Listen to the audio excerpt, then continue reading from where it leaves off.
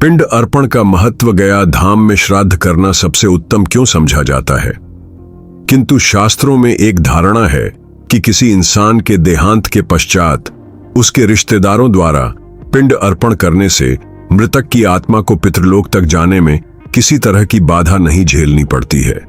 ऐसी मान्यता है कि यदि इस विधि को संपन्न किया जाए तो प्राण त्याग चुके व्यक्ति की आत्मा को नरक की वेदनाओं का सामना नहीं करना पड़ता और इस कर्म से दिवंगत आत्मा को मोक्ष की प्राप्ति होती है। वहीं यह विश्वास भी है कि पिंड अर्पण से मरणोपरांत आत्मा को छुटकारा मिल जाता है, अन्यथा वह आसक्ति के जाल में फंसकर भटकती रहती है। पिंड अर्पण कब कब किया जाता है, पिंड अर्पण का क्या महत्व है और यह कहां तथा क्यों करना अनिवार्य माना गया है, इन सभी जिज्ञासाओं का समाधान है हमारा आज का वीडियो, इसलिए जुड़े रहिए। नारद पानी के साथ पिंड का आशय है।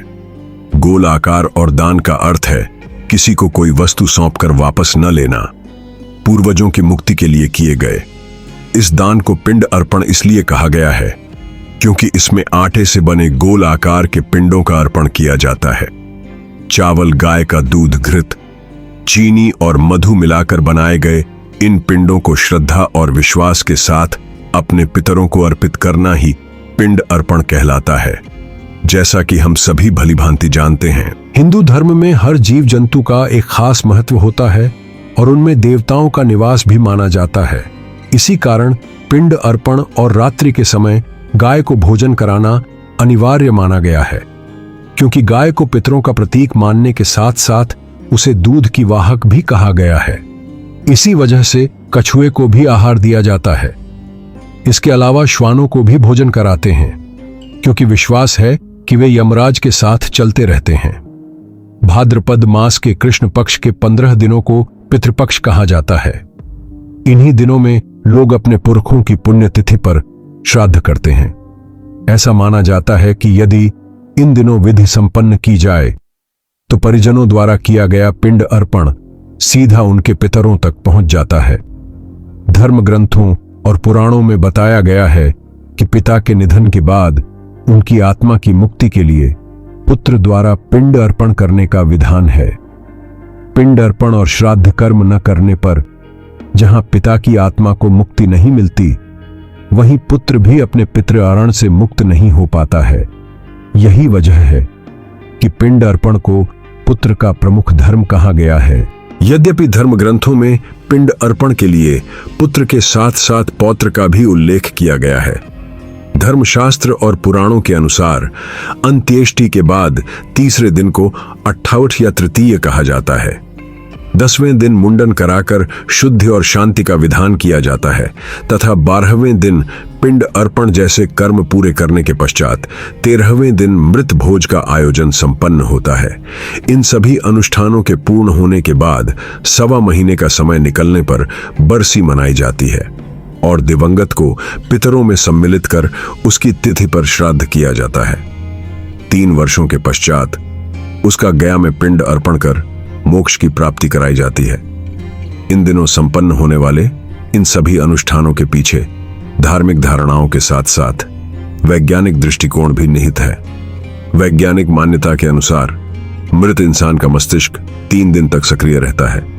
वहीं धार्मिक विश्वास भी यही कहता है कि मृतक की चेतना अधिकतम 3 दिन में समाप्त हो जाती है और आत्मा नया शरीर धारण कर लेती है।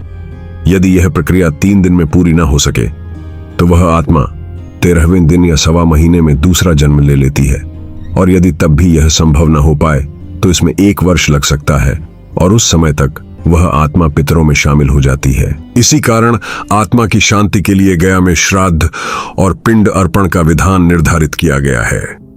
गरुड़ पुराण में वर्णन है कि मनुष्य के निधन के बाद उसकी आत्मा एक लंबी यात्रा करती है और पिंड अर्पण से उसे आगे बढ़ने की शक्ति प्राप्त होती है। भारतवर्ष में पिंड अर्पण हेतु हरिद्वार, गंगा सागर, श्री जगन्नाथपुरी, कुरुक्षेत्र, चित्रकूट, पुष्कर, बद्रीनाथ समेत 55 स्थलों को महत्वपूर्ण बताया गया है। विभिन्न धर्म ग्रंथों और पुराणों में इन स्थानों में से 3 को सबसे प्रमुख माना गया है। वे पवित्र स्थल हैं: बद्रीनाथ के निकट स्थित ब्रह्मकपाल, हरिद्वार की नारायणी शिला और बिहार की राजधानी पटना से लगभग 100 किलोमीटर दूर गया।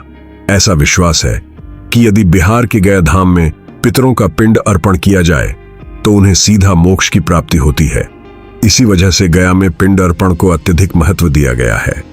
कहा जाता है कि जिसका पिंड अर्पण यहाँ संपन्न हो जाता है उसकी आत्मा को सहजता से शांति मिल जाती है। गया में पिंड अर्पण इसीलिए भी किया जाता है क्योंकि इसे भगवान विष्णु की नगरी माना गया है और इस धाम को मुक्ति भूमि भी कहा गया है। विष्णु पुराण के अनुसार जिन लोगों का श्राद्ध यहाँ सच्चे मन से किया जाता है वे मोक्ष को प्राप्त होते हैं। ऐसा इसलिए भी कहा जाता है क्योंकि गया धाम में स्वयं भगवान विष्णु पितृदेव के रूप में विराजमान हैं।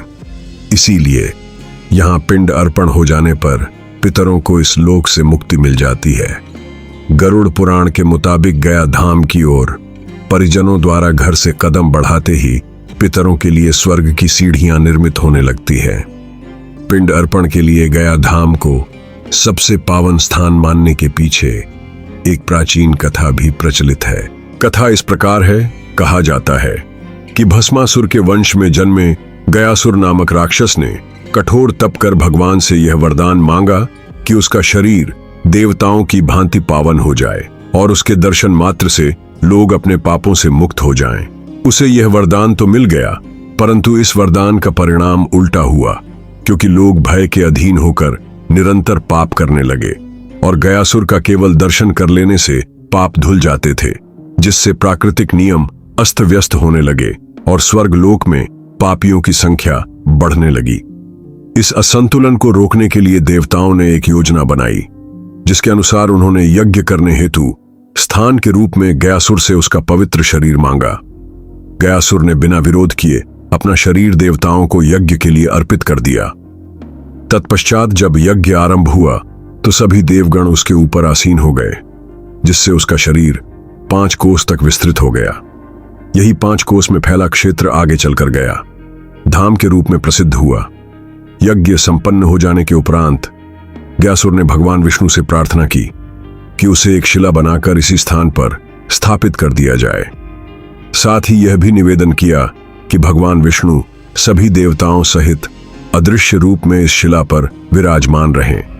विष्णु भगवान ने गयासुर के समर्पण और श्रद्धा भाव से प्रसन्न होकर उसकी सभी इच्छाओं को स्वीकार किया और यह आशीर्वाद भी प्रदान किया कि जिस धरा पर गया स्थापित हुआ उस स्थान पर पितरों के श्राद्ध तर्पण और पिंड अर्पण जैसे अनुष्ठान करने से दिवंगत आत्माओं को कष्टों से मुक्ति मिलती है और मोक्ष की प्राप्ति होती है। ऐसा विश्वास है कि त्रेता युग में प्रभु श्री राम, लक्ष्मण और माता सीता अपने पिता राजा दशरथ का पिंड अर्पण करने के लिए गया आए थे। इसी कारण पिंड अर्पण हेतु गया को सबसे अधिक पावन स्थल माना गया और इसी वजह से आज विश्व भर से लोग अपने पूर्वजों की मुक्ति के लिए यहाँ निरंतर आते रहते हैं। हमें उम्मीद है कि इंडियन स्टोरी के वीडियो आपको अवश्य पसंद आ रहे होंगे। अपने विचार हमें टिप्पणी के माध्यम से बताना न भूलें। तो मिलते हैं अगले वीडियो में। जुड़े रहिए इंडियन स्टोरी के साथ। तब तक के लिए प्रणाम। हमें उम्मीद है कि इंडियन स्टोरी के वीडियो आपको अवश्य पसंद आ रहे होंगे। अपने सुझाव हमें टिप्पणी के माध्यम से बताना न भूलें और जुड़े रहिए इंडियन स्टोरी के साथ। साथ ही यदि आप चाहें तो QR कोड के माध्यम से 11, 21, 51, 101 या 501 की श्रद्धानुसार राशि सहयोग के रूप में दे सकते हैं। यह कोई जबरदस्ती नहीं है, बस एक प्रकार से पुजारी जी की दक्षिणा है।